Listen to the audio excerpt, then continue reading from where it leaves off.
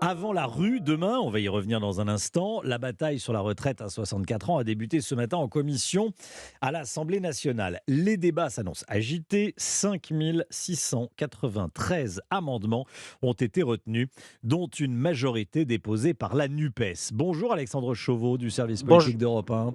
bonjour Romain, bonjour à tous. En direct de l'Assemblée nationale. Depuis ce matin, Alexandre, les 60 députés de la Commission des affaires sociales examinent une première fois qui doit arriver le 6 février dans l'hémicycle.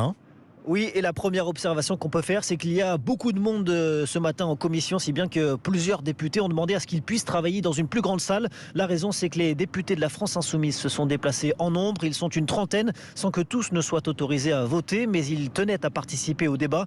Alors les débats, justement, ils ont débuté sur la valeur travail notamment, avant de basculer sur un débat plus politique sur le sens de la réforme. Écoutez François Ruffin, député LFI de la Somme. La réalité, c'est qu'aujourd'hui, on est dans la pure politique, c'est-à-dire dans un enjeu de pouvoir.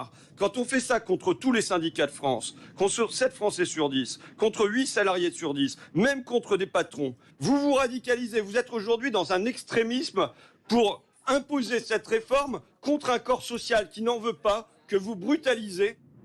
Alors l'autre grande discussion a porté sur le véhicule législatif utilisé par le gouvernement, le fameux projet de loi de financement de la sécurité sociale rectificatif qui, vous le savez, limite les débats à 20 jours à l'Assemblée. La gauche dénonce pêle-mêle une arnaque, un braquage et un détournement de procédure. Et puis l'une des autres particularités de ce texte budgétaire, c'est que tous les amendements adoptés en commission ne seront pas retenus lors de l'examen en séance publique. Ce sera donc le texte initial du gouvernement qui sera débattu dès lundi prochain dans l'hémicycle.